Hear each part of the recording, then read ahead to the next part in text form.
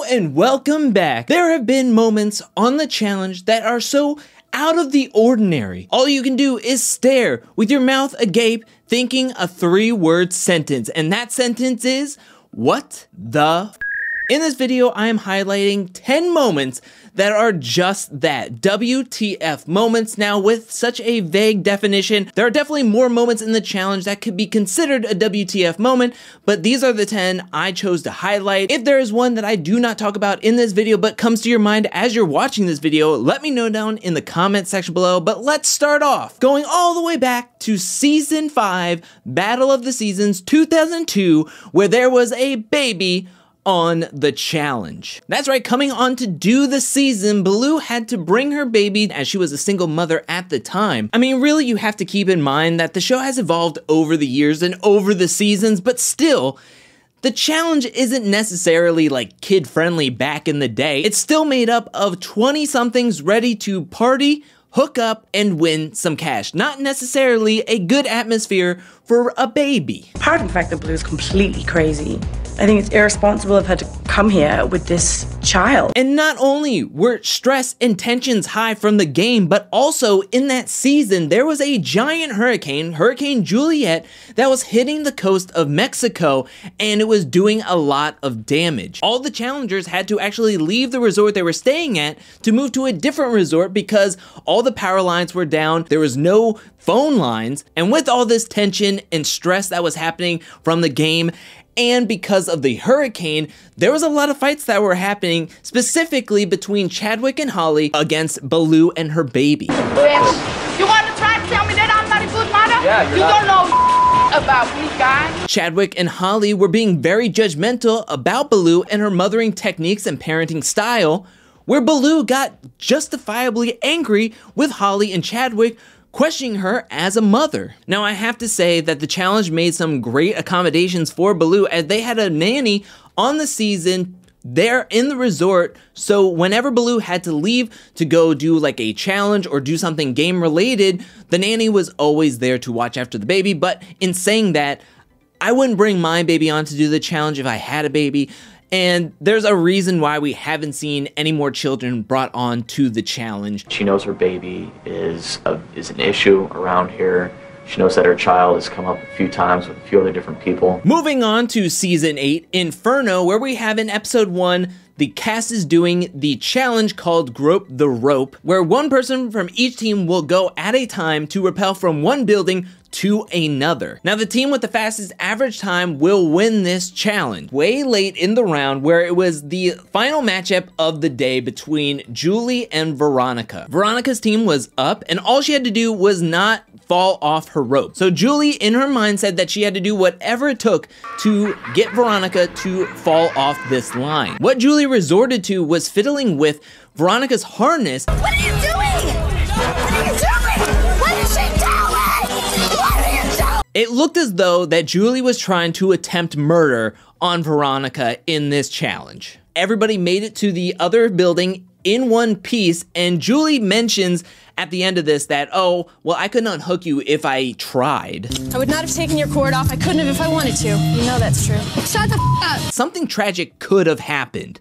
Like, no challenge is worth murder, especially back in those days, because it wasn't even like $1 million was on the line. From one Inferno season to another, let's head to Season 14, Inferno 3, the Lost Season, where we have an injured Timmy who feels like he let his team down in the mission and wants to go into the elimination to face off against Abram in the Smash House elimination. Now, in the elimination, we have the men who are in these 3 glass cubes that are hoisted 30 feet or so in the air. What they had to do was break all the panels and then break the floor, and then that would signify that you won. Both Abram and Timmy were giving it all they could, and it looked as though that Timmy actually won this elimination. However, on the ground, that's when TJ announces that one of Timmy's panes did not break. And there's a perfect piece of glass right there, which is a piece of roof glass, which is not broken. So unfortunately, you got DQ'd. And when we look at the replay, it looks as though that Timmy, hits the roof out of one of the cubes, the glass falls out without breaking, and then when you look at it, it looks as though the glass is just sitting there perfectly. But how? How does a piece of glass that is being hit up into the air, falling down at quite a good velocity, 30 feet down to the ground, to just lay there perfectly. Inconceivable. It looks like the glass was placed there. And there's a lot of conspiracy theories around this moment because Timmy was injured, and also he announced that this was his final season of doing the challenge. So upon his disqualification, he did have this like long retirement speech ready to go.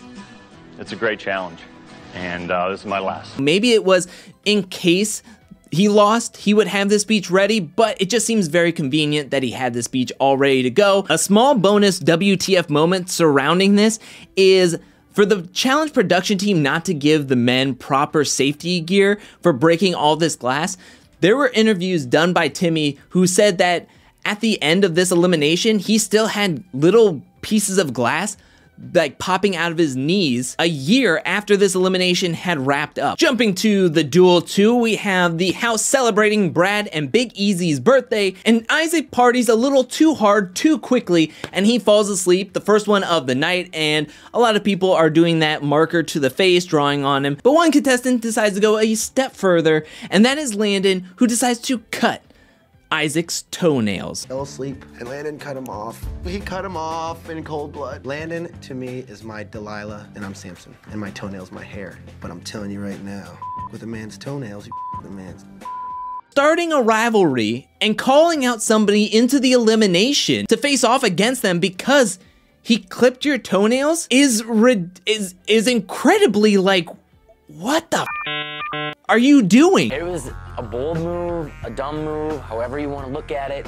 I'm going in the duel with Isaac. But this rivalry did not last long, as in that same episode, Isaac was in fact going into the elimination. He calls out Landon. They do the spot-on elimination against each other, and Landon whoops up on Isaac, sending Isaac home, putting the toenail in the coffin. Get it?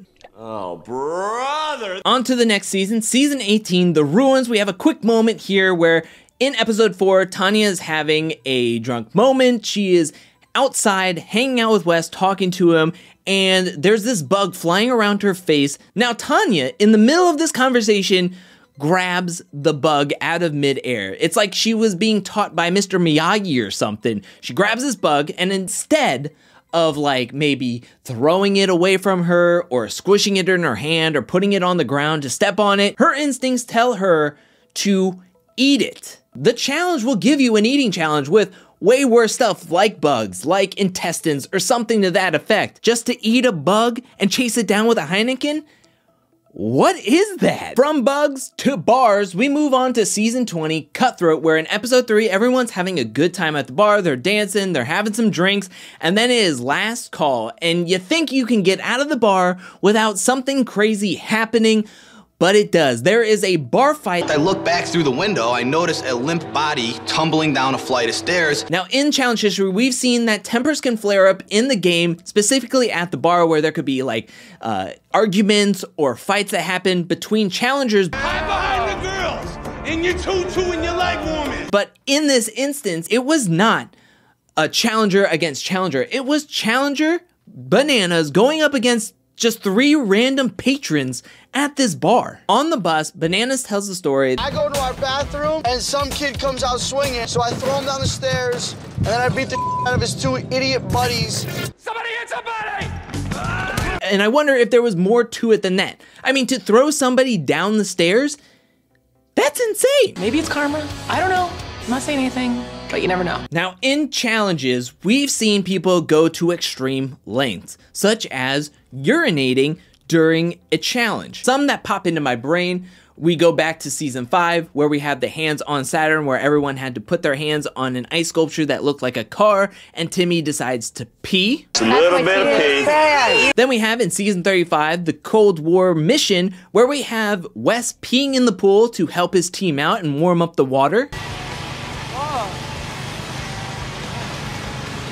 That sure is warm.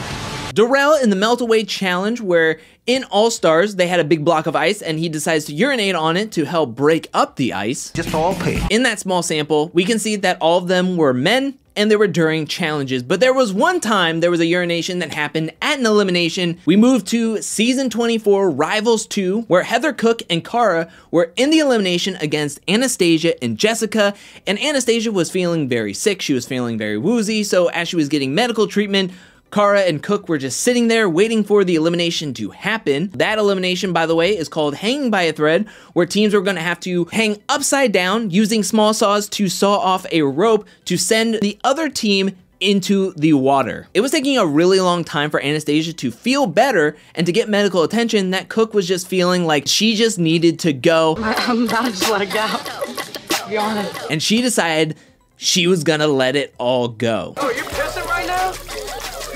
Just don't get it on my leg. I think this actually works to Cook and Cara's advantage because not only did Cook feel better to perform better in the challenge, as she's not thinking like, oh, I gotta pee, I'm sloshing around up here, but also I think it was great motivation because she peed in the water that Cook and Cara did not want to fall into. I just feel relieved that I'm not the one dropping into the water, which I just pissed in. Moving on to season 28, Rivals 3, where in episode 4, where Corey and Ashley were competing together on the Out on a Limb daily challenge. They were going from platform to platform. Even Ashley was a little bit nervous at one point, but Corey was able to be a good partner and help lift her up, and they were moving from their third platform to the final platform. But as they found out, they came in too hot with too much momentum, and they actually started to swing back a little bit. That's when Ashley was losing her grip and she falls, and when she falls, she gets caught on this wire that production had up. My arms feel like they're on fire. My one hand's numb. Everything happens so fast. I'm scared.